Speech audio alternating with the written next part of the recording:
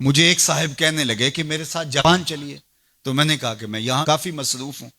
تو انہوں نے مجھے کہا کہ آپ ذرا چل کے دیکھیے تو صحیح، آپ کو 29 سال ہو گئے ہیں تبلیغ کرتے ہوئے، سمجھاتے ہوئے، اور 40 برس آپ کے والد گرامی کو بھی ہو گئے، اور پھر اس کے بعد آگے بھی آپ کے مشائخ، اور اسی طرح آپ اب مبلغین تیار کر رہے ہیں، جمعہ میں بھی یہی خطبہ ہوتا ہے، اجتماعات میں بھی یہی گفتگو کرتے ہیں.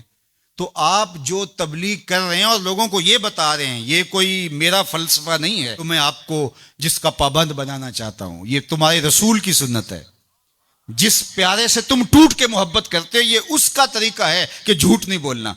کہا سمجھا سمجھا کے 29 سال جس قوم کو ہو گئے ہیں، آپ جاپان میں دیکھیے وہ کر رہے ہیں، اور نئی اقدار کو دریافت کرنے کے لیے آگے بڑھ رہے ہیں. یہ تو کر چکے ہیں، وہ کسی دغا نہیں کرتے، جھوٹ نہیں بولتے، کسی سے فراڈ نہیں کرتے.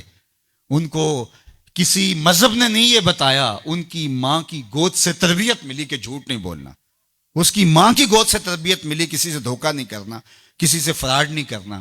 کیا ہماری مائیں جو حضور پر درود پڑھنا سکھاتی ہیں، یہ کیوں نہیں سکھاتی ہیں کہ کسی سے فراڈ نہیں کرنا ہے، کسی سے دھوکہ نہیں کرنا ہے؟ ہم کیا ممبر و محراب سے ساری زندگی اب اسی مشن پہ لگے رہیں گے کہ یہ نہیں کرنا، اور دنیا کو تسخیر کرنے کا خواب شرمندہ تعبیر رہ جائے گا؟ یار جب بچہ ہوتا ہے کچی کلاس کے اندر تو اس کو پورنے ڈال کے دیے جاتے ہیں، آپ کو اگر یاد ہو تو، اور اس کے اوپر وہ لفظ لکھتا ہے، اور وہ میٹرک تک چلا جائے ابھی تک پورنے ہی جو ہے اس کو ڈال کے دینے پڑے، تو پھر وہ کس طرح ماسٹر کرے گا؟ یار ابھی تک ہم سچ بولنے کے عادی نہیں ہوئے، پوری کائنات کے اندر محمد عربی کا دین کیسے پہنچائیں گے ہم کیسے پہنچائیں گے؟ دنیا کہاں سے کہاں چلی گئی اور ہم کہاں کھڑے ہیں. اکبر الہ آبادی نے کہا تھا مس پہ ہے اپنی نظر اور سیم ان کے ہاتھ میں. ہم ابھی تانبے کو دیکھ رہے ہیں اور وہ چاندی بھی اٹھا کے لے گئے. اب وہ کائنات کو تسخیر کرنے جا رہے ہیں، اور ہمارا بھی یہ مرحلہ طے نہیں ہوا کہ ہمسائے کو تنگ نہیں کرنا چاہیے، ہمارا یہ مرحلہ طے نہیں ہوا کہ کسی کو تکلیف نہیں دینی چاہیے. انسانی سوسائٹی، انسانی معاشرت کے خد و خال ہیں واضح، اور اسلام نہ بھی ہو تو کفر کے معاشروں کے اندر بھی یہ پایا جا رہا ہے کہ ہمسائے کو تکلیف نہیں دینی، کسی کو دکھ نہیں دینا، فراڈ نہیں کرنا، جھوٹ نہیں بولنا، 2 نمبر چیز نہیں بیچنی. اور ہم کیا ہیں؟ ہم تو دوائیوں کے اندر بھی ملاوٹ کر لیتے ہیں، اور مسلمان ہم ہیں جیسے ہم عاشق رسول ایسے زمانے میں کوئی نہیں. اور جو جان بچانے والی دوائیاں ہیں ان کے اندر بھی ہم ملاوٹ کرتے ہیں. ہمیں شرم آنی چاہیے. ہم کھڑے کہاں ہیں؟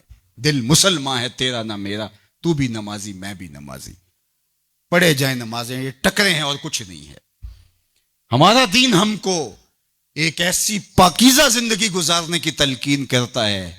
یار ہمارے سامنے حضور کا نقشہ ہو، ہمارے سامنے حضور کی تعلیمات ہوں، اتنا نور برس رہا ہو ان کی سیرت کے انوار کا، اور پھر بھی ہم اپنی زندگی جو ہے وہ درستی نہ کر پائیں، تو پھر کیا ساری زندگی ہم یہی کام کرتے رہیں گے؟ ساری زندگی یہی کہتے رہیں گے کہ جھوٹ نہیں بولنا، جھوٹ نہیں بولنا؟ کہتے رہیں گے ہم، اس سے انکار نہیں ہے، لیکن کائنات کو تسخیر کیسے کریں گے جب اس مرحلے سے نہیں نکلیں گے؟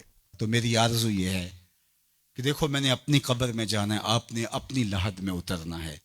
میں اور آپ اپنے آپ کو یہ مت سمجھیے کہ وہ سنورے گا تو معاشرہ ٹھیک ہوگا. معاشرہ ٹھیک ہو نہ ہو، مجھے ٹھیک ہونا ہے.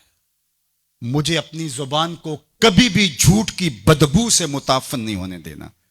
مجھے کبھی بھی کسی کو اذیت نہیں دینا، چاہے وہ میرا ہمسایہ ہے یا میرا دشمن بھی کیوں نہ ہے. مجھے کسی کے لیے غلط نہیں سوچنا ہے، اور کسی کو نقصان پہنچانے کی منصوبہ بندی کی دور کی بات ہے، وسوسہ بھی آئے کسی کو نقصان پہنچانے کا تو اس کی بھی نفی کرنی ہے، کیونکہ میں اس آقا کا غلام ہوں جو رحمت للعالمین ہے. تو اس آقا کے لائے ہوئے نظام شریعت کو نافذ کرنے کے لیے ہمیں عملی قدم اٹھانا پڑے گا.